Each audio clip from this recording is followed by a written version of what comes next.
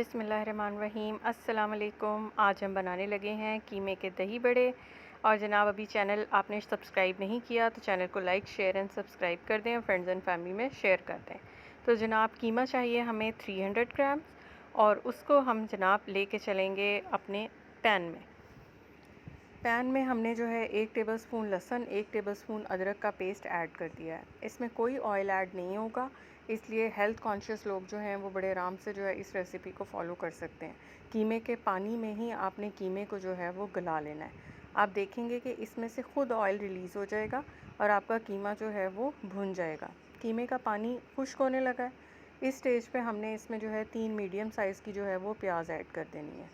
प्याज का अपना पानी रिलीज़ होगा और उसी पानी में मज़ीद कीमा जो है वो गल जाएगा और प्याज और कीमा जो है वो यकजान हो जाएंगे।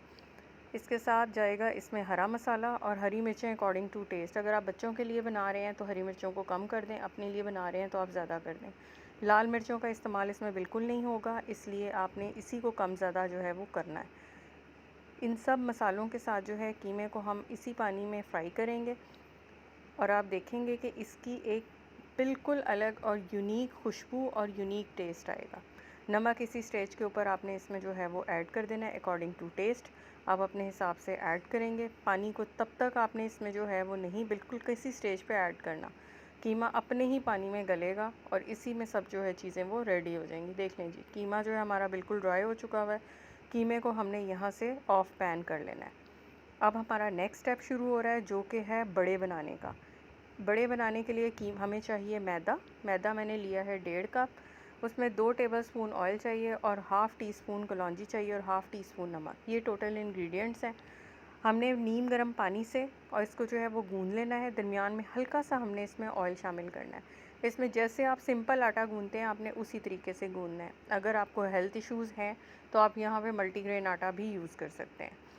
एक दफ़ा हमारा जो है डो रेडी हो जाता है तो हमने इसको ऊपर जो इसकी सरफेस है उसके ऊपर हम हल्की सी जो है वो ऑयलिंग करके और इसको जो है वो रेस्ट देंगे। तो इसी तरह हमने जैसे आटा गूंदते हैं इसी तरह हमने इसको गूंद लेना है। इसमें कोई 5 to 10 मिनट्स आपको लगेंगे इस आटे को रेडी करने में, कि आप इसको अच्छी तरह से जो है वो गूंद के रेडी कर लें। जिस वक्त ये लंप की शक्ल में आ जाए ग्रीस करें और इसको 10 मिनट्स के लिए ढक्कन लगा के एक तरफ जो है वो रख दें। नेक्स्ट स्टेप हमारा आता है इसको बेलने का। बेलने के 2 तरीके हैं। आप अगर चाहते हैं कि मतलब वैसे प्रोफेशनली कटिंग में आना है तो फिर ये कटर यूज़ कर लें, रोटी बेलें और उसमें ये कटर यूज़ कर लें। जिन लोगों के पास कटर नहीं है वो कोई भी ग्लास या स्टील की कटोरी से काट सकते हैं। उससे भी आसान मेथड ये है कि जैसे आप बचपन में छोटी रोटियां बेलते थे उसी तरह आपने ये छोटी छोटी सी रोटियां बेल लेनी है। चूँकि हमने इसको बंद करना है इसलिए बहुत ज़्यादा शेप कॉन्शियस होने की आपको बिल्कुल ज़रूरत नहीं है। इसी तरह एक रोटी उठाएं छोटी सी और उसके दरमियान में जो है आपने कीमा 1 से 2 टेबलस्पून वो भरना है और किनारे पकड़ के इसको बंद करते जाना है। ये देखें जनाब, हमारी एक बहुत इजी सी जो है वो कचौरी टाइप सा बड़ा जो है वो हमारा तैयार हो चुका है। बस इसी तरह आपने सारी जो है वो बना लेनी है। दूसरा मेथड ये है कि रोटी में ऊपर नीचे 2 रोटियां ये छोटी वाली रखें, इसके दरमियान में कीमा रखें और इसको किनारे से जो है वो कांटे से दबा दें। तो ये डिज़ाइन का डिज़ाइन बन जाएगा, किनारे सील हो जाएंगे और बहुत अच्छा सा आपका जो है वो स्नैक बन जाएगा। अब ऑयल आपने जो है वो मीडियम हाइट पे गरम कर लेना है। ये देखें वुडन स्टिक से बबल आना शुरू हो गए हैं, इसका मतलब ऑयल रेडी है।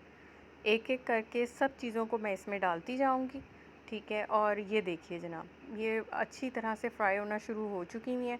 गोल्डन करके हमने इनको निकाल लेना है और क्रिस्पी करके। आप चाहें तो इसको एज ए स्नैक यूज़ कर सकते हैं, बच्चों के लंच बॉक्स में दे सकते हैं, अफ्तारी में एज ए पकौड़ा के साथ जो है वो सर्व कर सकते हैं और दही भल्ले तो हमारे जो हैं वो बन ही जाएंगे। तो एक बैच मैंने निकाल लिया है और इसी तरह दूसरा बैच जो है उसको भी मैं रेडी कर लूँगी। अब आते हैं हम असेंबलिंग की तरफ। तो हमने बेस में जो है सबसे पहले दही भल्ले रखने हैं। आप चाहें तो इसमें आलू और चने की चाट भी ऐड कर सकते हैं, लेकिन मैं इसको सिंपल बना रही हूँ कि इसका अपना ही टेस्ट बहुत अच्छा होता है। योगर्ट ऐड करें, इसमें हल्का सा सिर्फ नमक ऐड हुआ हुआ है, इसके अलावा मैंने इसमें कुछ नहीं डाला, ठीक है। अब आप इसमें डालेंगे जनाब चाट मसाला, फिर उसके साथ डलेगा हमारा हरा मसाला, प्याज डल जाएगा, इमली की चटनी आप साथ में सर्व करेंगे और साथ में चलेगी इसमें ग्रीन चटनी। तो ये एक अमेजिंग किस्म का बाउल जो है आपका वो रेडी हो जाएगा। आप चाहें तो इसको ऐसे ही खा सकते हैं, चाहें तो स्नैक के साथ तौर पे खा सकते हैं, ईद पे बनाएं, रमज़ान में बनाएं। एक अच्छी सी रेसिपी आपकी तैयार है। तो जनाब दुआओं में याद रखिएगा। फिर मिलेंगे किसी और रेसिपी के साथ। तब तक के लिए इस रेसिपी को ज़रूर ट्राई कीजिएगा और मुझे कमेंट करके बताइएगा कि आपको रेसिपी कैसी लगी। तब तक के लिए अल्लाह हाफ़िज़।